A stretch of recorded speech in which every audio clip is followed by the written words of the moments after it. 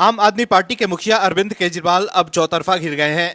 अरविंद केजरीवाल ने आम आदमी बनकर लोगों से वोट तो ले लिया, लेकिन वो आम आदमी बनने का नाटक कर रहे थे और जैसे ही सीएम बने वो अपने परिवार के साथ शीश महल में रहने लगे। लेकिन अब जो खुलासे हो रहे हैं उससे दिल्ली के लोग हैरान हैं कि अरविंद केजरीवाल ऐसा कैसे कर सकते हैं। शीश महल को लेकर लगातार खुलासे हो रहे हैं और इस बार जो बात बाहर आई है उससे आपकी नींद गायब हो गई होगी। अरविंद केजरीवाल अब एक्सपोज हो गए हैं। वहीं अब आम आदमी पार्टी में भगदड़ मच सकती है। आपके नेता और कार्यकर्ता पार्टी से नाराज बताए जा रहे हैं। ऐसे में चुनाव से पहले आपकी मुश्किलें बढ़ती दिख रही है। अरविंद केजरीवाल को डर है कि अगर पार्टी के नेता इस्तीफा देकर भागने लगे तो उनका सारा खेल खराब हो सकता है। यही वजह है कि अरविंद केजरीवाल पार्टी के नेताओं को रोकने के लिए हर दांवपेच आजमा रहे हैं, लेकिन इस बार उनके साथ खेला हो गया है। इस खबर में आगे आपको बताएंगे सब कुछ डिटेल में कि कैसे अरविंद केजरीवाल की बढ़ गई है आफत। तो बने रहिए हमारे साथ अंत तक और देखिए हमारी ये खास रिपोर्ट। आम आदमी पार्टी के मुखिया अरविंद केजरीवाल को लेकर ऐसी बात सामने आई है जिससे अरविंद केजरीवाल की नींद गायब हो गई होगी। दर्शकों, अरविंद केजरीवाल ये सोच रहे थे कि सत्ता में आने के बाद वो दिल्ली वालों का काम छोड़कर अपने लिए शीश महल बनवा लेंगे और उसमें करोड़ों के पर्दे और 12-12 लाख के टॉयलेट सीट बनवा लेंगे और उनकी पोल नहीं खुलेगी। वो दिल्ली वालों के सामने आम आदमी बनकर घूमते रहेंगे और अपने परिवार के साथ शीश महल में ऐश करते रहेंगे। लेकिन अब उनकी असलियत बाहर आ गई है और जो खुलासे हो रहे हैं उससे दिल्ली के लोग हैरान हैं कि आखिर अरविंद केजरीवाल ऐसा कैसे कर सकते हैं।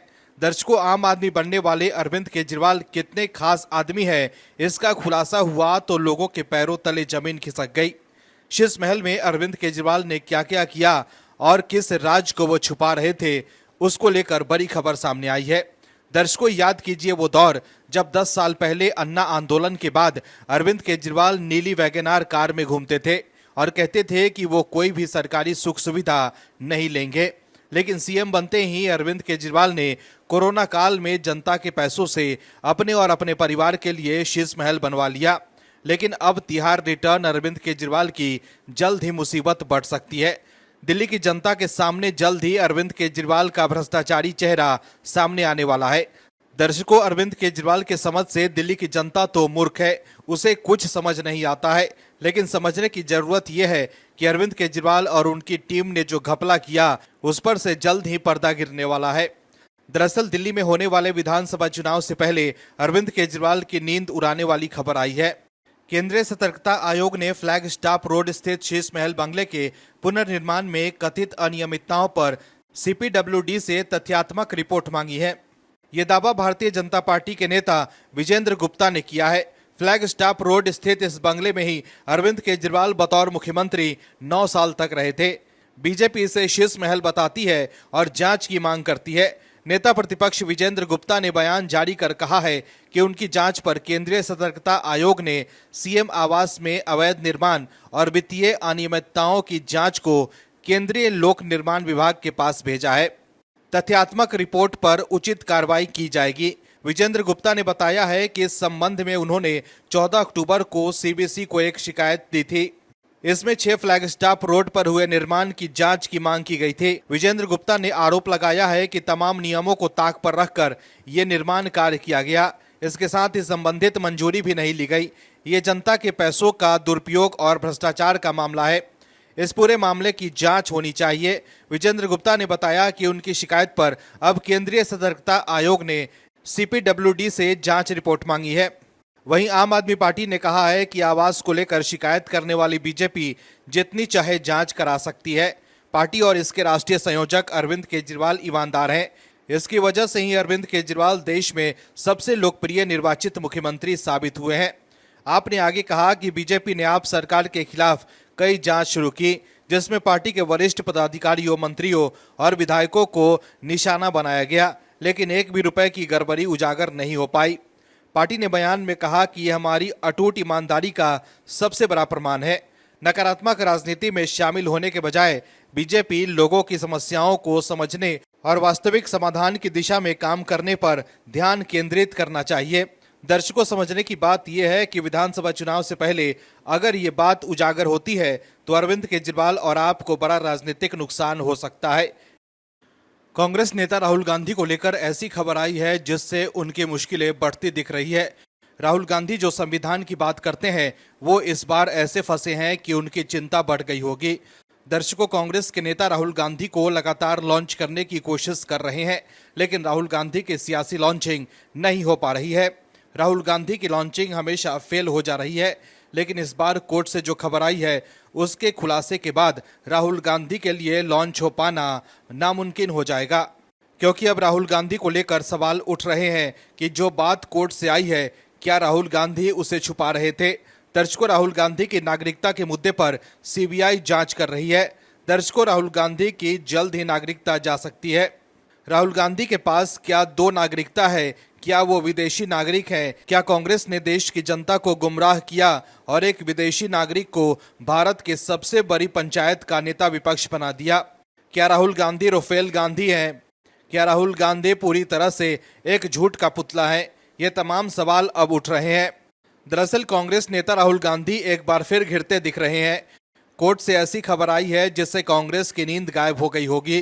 दरअसल राहुल गांधी की नागरिकता के मुद्दे पर सीबीआई जांच कर रही है। दिल्ली हाई कोर्ट को ये जानकारी दी गई है। अदालत को बताया गया है कि इलाहाबाद हाई कोर्ट में भी इस मामले पर जनहित याचिका दाखिल है, जिस पर सुनवाई चल रही है। इसी को लेकर कांग्रेस नेता राहुल गांधी की नागरिकता की सीबीआई जांच शुरू की गई है। इस पर अदालत ने कहा कि वो नहीं चाहती कि कोई विरोधाभासी आदेश पारित किया जाए। एक ही मामले पर दो समानांतर याचिकाओं पर सुनवाई नहीं हो सकती है। दरअसल याचिकाकर्ता कर्नाटक बीजेपी के कार्यकर्ता ने कहा है कि उन्होंने इलाहाबाद हाई कोर्ट में एक जनहित याचिका दायर की है। इस पर मुख्य न्यायाधीश मनमोहन और जस्टिस तुषार राव गेडेला की पीठ ने कहा कि वो नहीं चाहती कि कोई विरोधाभासी आदेश पारित किया जाए। पीठ ने कहा कि एक ही कारण पर दो समानांतर याचिकाएं नहीं हो सकती। इसके बाद पीठ ने एस विघ्नेश शिशिर को इलाहाबाद हाई कोर्ट में उनकी जनहित याचिका के बाद प्रासंगिक घटनाक्रम पर एक हलफनामा दायर करने की अनुमति दी। दिल्ली हाई कोर्ट के समक्ष ये मामला बीजेपी नेता सुब्रमण्यम स्वामी की याचिका पर था। स्वामी ने अदालत से गृह मंत्रालय को निर्देश देने की मांग की थी कि राहुल गांधी की भारतीय नागरिकता रद्द करने की मांग करने वाले उनके आदेश पर फैसला करे। स्वामी ने अपनी याचिका में गृह मंत्रालय को यह निर्देश देने की मांग की थी कि वो लोकसभा में विपक्ष के नेता राहुल गांधी के खिलाफ उनके आवेदन पर स्थिति रिपोर्ट पेश करे। सुब्रमण्यम स्वामी का कहना था कि इलाहाबाद हाईकोर्ट के समक्ष विचाराधीन मामले का उनके मामले से कोई लेना देना नहीं है। सुब्रमण्यम स्वामी का कहना था कि दोनों अदालतों में दाखिल अर्जियां पूरी तरह से अलग है। वहीं शिशिर ने दावा किया कि स्वामी की याचिका ने समानांतर कार्रवाई की परिस्थिति खड़ी की है। इस पर न्यायालय ने शिशिर को याचिका में पक्षकार बनाने के लिए आवेदन दायर करने को कहा। अदालत ने मामले को 6 दिसंबर के लिए सूचीबद्ध किया।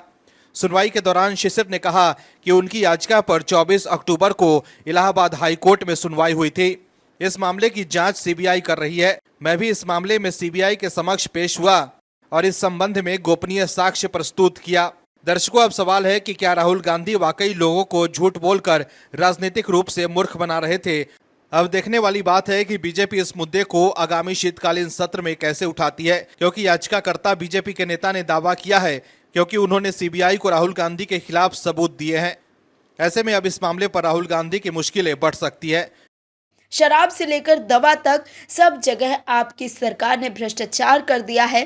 दोस्तों, समझने की बात यह है कि आपके लोग कहते थे कि आपके नेता ईमानदार नहीं बल्कि महाभ्रष्टाचारी हो गए हैं। आपके नेताओं ने दिल्ली की प्रशासनिक व्यवस्था में एक ऐसा भ्रष्टाचारी तंत्र बना दिया है जो बिना कमीशन के काम नहीं करता है।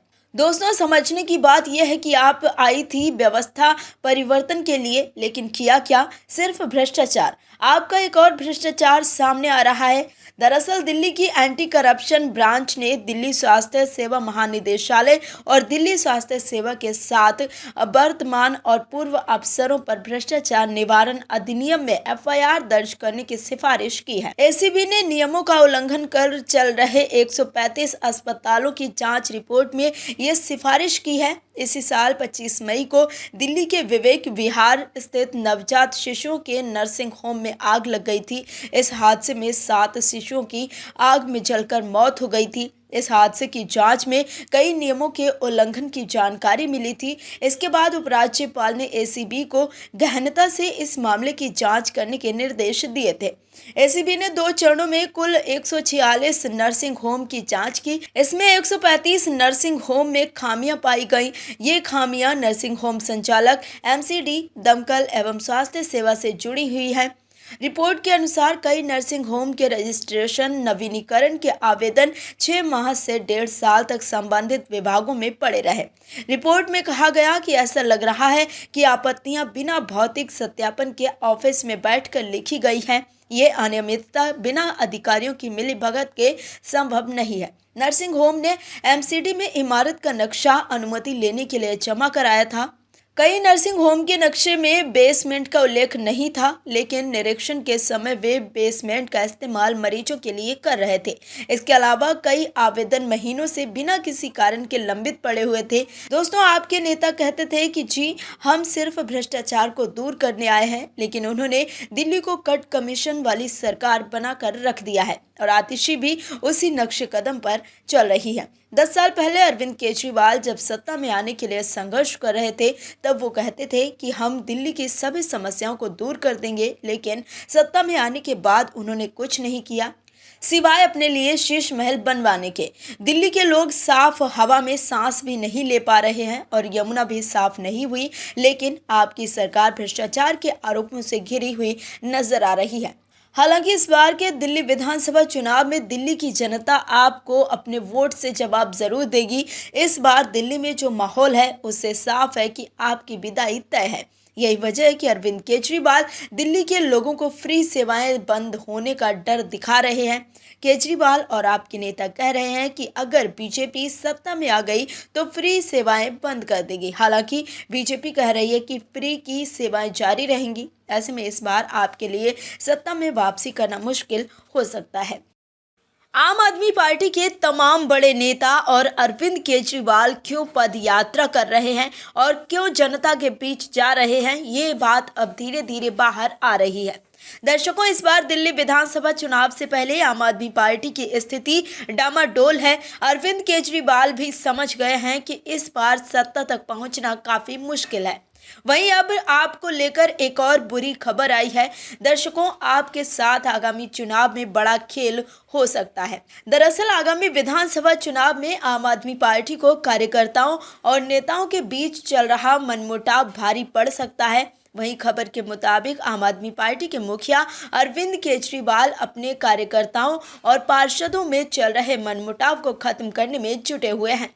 आप प्रमुख अरविंद केजरीवाल कद्यावर कार्यकर्ताओं, पार्षदों और विधायकों को घर बुलाकर उनसे बात कर रहे हैं और उसकी नाराजगी दूर कर रहे हैं। वहीं जरूरत पड़ने पर उनके घर भी उन्हें मनाने के लिए जा रहे हैं। केजरीवाल पार्टी की बैठकों में भी संदेश दे चुके हैं कि उन्हें आपस में झगड़ा करना नहीं है, वे फरवरी के बाद करें।